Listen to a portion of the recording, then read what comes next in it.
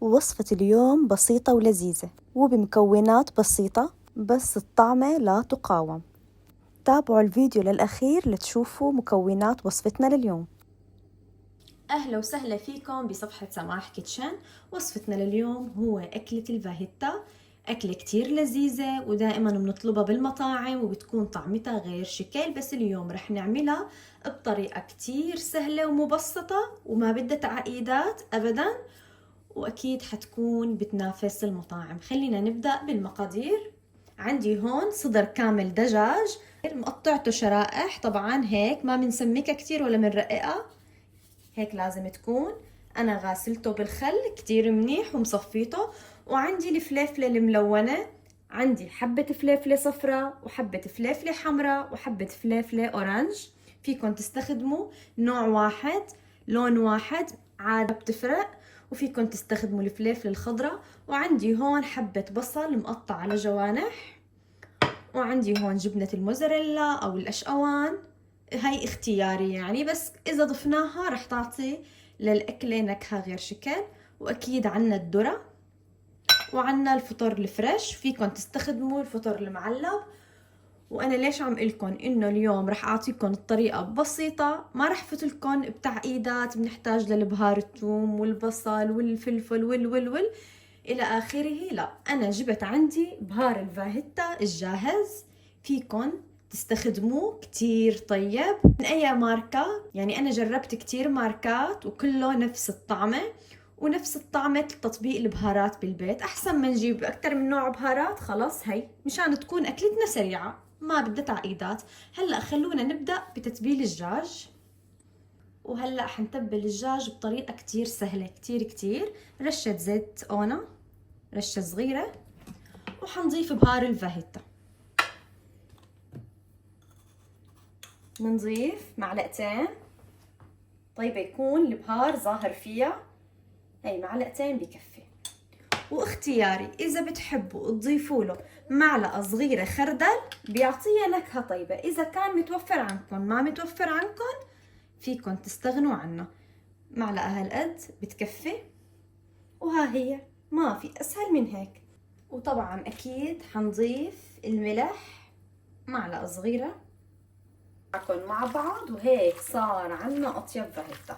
عن جد كتير طيبة وسهلة وسريعة، يعني ما بدها كتير قصص وإضافات ونجيب كتير أنواع بهارات، نشتري نوع واحد بهار وبيفي بالغرض وطعمته بتطلع كتير طيبة. هلأ خلونا نبدأ بالتقلاية.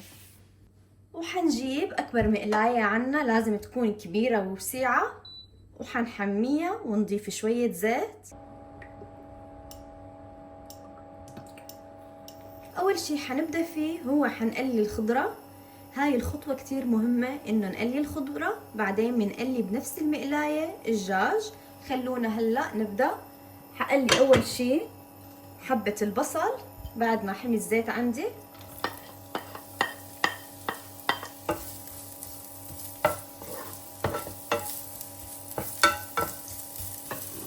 وهلأ حنضيف الفليفلة.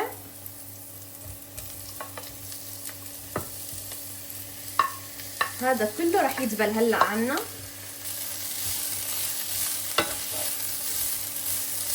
نوطي الغاز ونغطيهم ليدبلوا، طبعا على نار هادية، وكل شوي بنفتح وبنقلبهم هيك عشان يدبلوا عنا. وهيك دبل عندي الفليفلة والبصل. طبعا اخر شي بنضيف الفطر، هلا رح نضيفه يعني بعد ما دبل عنا، ونقلبهم كمان، بنخليهم سوا شوي صغيرة ليدبل الفطر مو اكتر. وهلا بهالمرحلة حضيف عليهم بهار الفاهيتا نفسه يلي حطيناه على الدجاج. ححط معلقة وبس، ما بده غير هيك، وحقلبهم. وطبعا الذرة ما بنضيفه وبنقليه مع الخضرة لحاله، اخر شي لما نطفي الغاز بنضيف الذرة. وهيك استوت عندي الخضرة. هلا رح شيلها حطها على جنب وراح اقلي الدجاج بنفس المقلاي.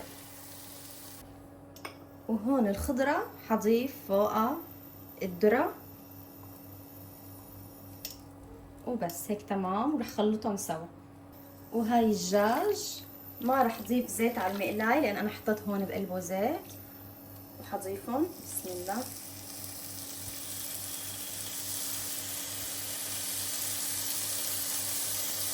طبعا معليه الغاز انا هلا، بعدين بوطيه. بعد ما اخذوا لون رح اقلبهم.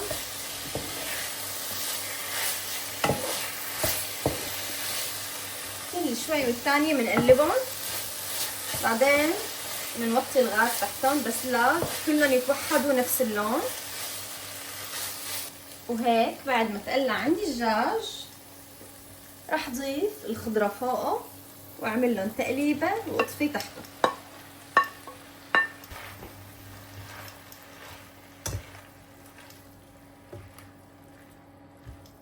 وهي الجبنه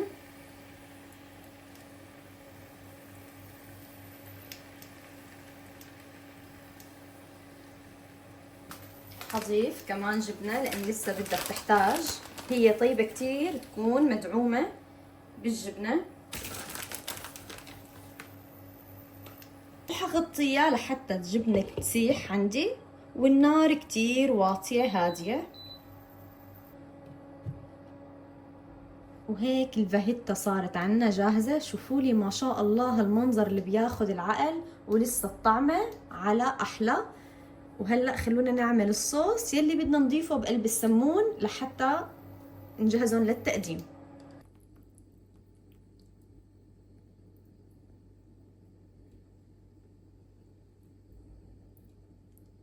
وهلا خلونا نعمل الصوص للسندويش. حنحتاج كاتشب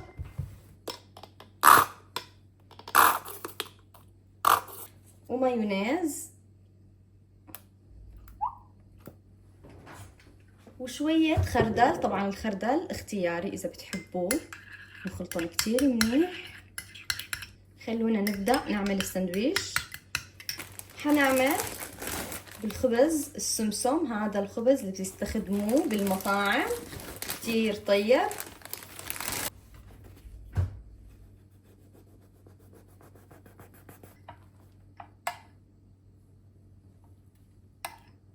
وحنضيف الدجاج الفاهيتا بالسندويشة. طبعا لازم ندعمها تطلع اطيب بالدعم. بالمحلات بحطوا لنا شوي، نحن بالبيت لازم ندعمها. شايفين؟